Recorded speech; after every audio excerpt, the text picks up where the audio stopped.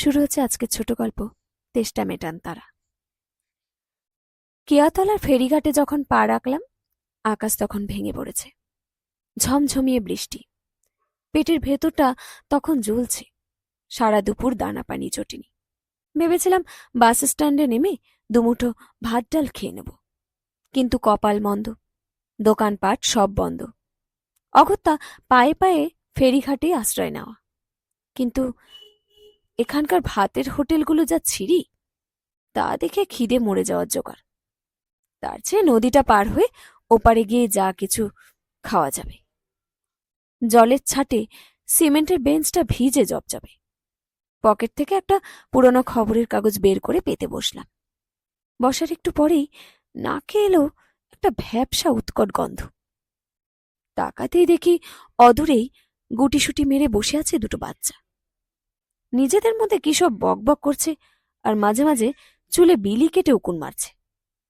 ওদের জরাজীর্ণ তেল চিটে জামা কাপড় থেকে ভেসে আসছে ওই কদর্য গন্ধটা। নাক কুচকে একটু সরেই বসলাম। ওরা আমার দিকে একবার তাকালো। আমার বিরক্তিভরা দৃষ্টি দেখে কেমন যেন সংকুচিত হয়ে গেল। সুরসুর করে সরে গিয়ে বসলো মেঝের এক কোণায়। আমি কিছু বললাম না বটে, কিন্তু মনে মনে ভাবলাম, এদের আর কি, ওতেই অভ্যাস। গন্ধটা নাকে আসছে না দেখে স্বস্তি পেলাম। আসলে আমি আবার একটু শৌখিন মেজাজের মানুষ, তো নোংরা একদম সহ্য হয় না। লঞ্চের অপেক্ষায় চুপচাপ বসে আছি। খানিক বাদেই আবার কানে এলো ওদের ফিসফাস আর বকবকানি। একে পেটে রাক্ষসী খিদে, তার উপরে বিরক্তিকর শব্দ। মাথাটা চড়াং করে গরম হয়ে গেল। দাঁত মুখ খিচিয়ে দিলাম এক ধমক। চুপ করবি তোরা, নাকি ঘাড়ে ধাক্কা দিয়ে বের করব? ভয়ে গুটিয়ে গেল বাচ্চা দুটো।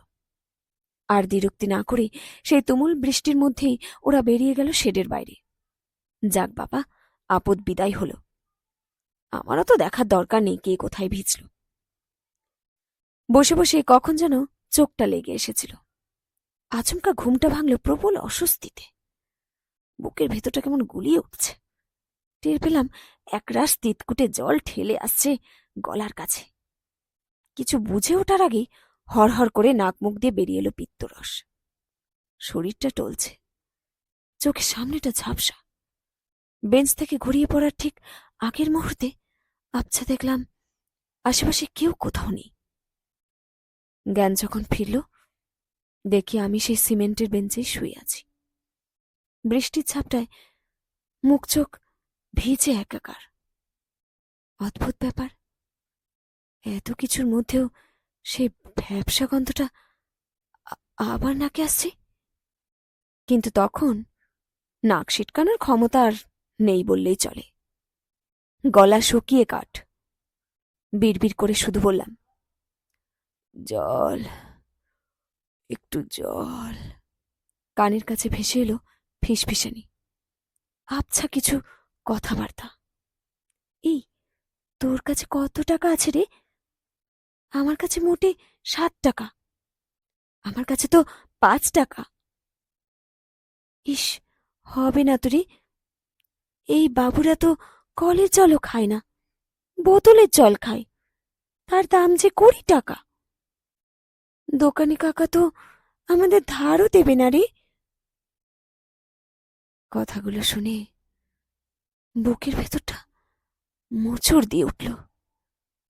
কেন জানি না ভীষণ কান্না পেল আমার। ঝাপসা চোখে হাতড়ে হাতড়ে উঠে বসলাম। তারপর ওই ময়লা জামা পরা বাচ্চা দুটোকে দুহাতে জড়িয়ে ধরে হাউ হাউ করে কেঁদে উঠলাম। বাচ্চা দুটো থতমত খেয়ে গেল। হয়তো অবাক হয়ে তাকিয়েছিল আমার মুখের পানে, কিন্তু চোখের জলে তখন আমার দৃষ্টি ঝাপসা। আমার নোনা জল গড়িয়ে পড়েছে গালে। বোতলের মিনারেল ওয়াটার লাগেনি। ওইটুকুই নোনা জলেই আমার অন্তরের তৃষ্ণা মিটে গিয়েছিল।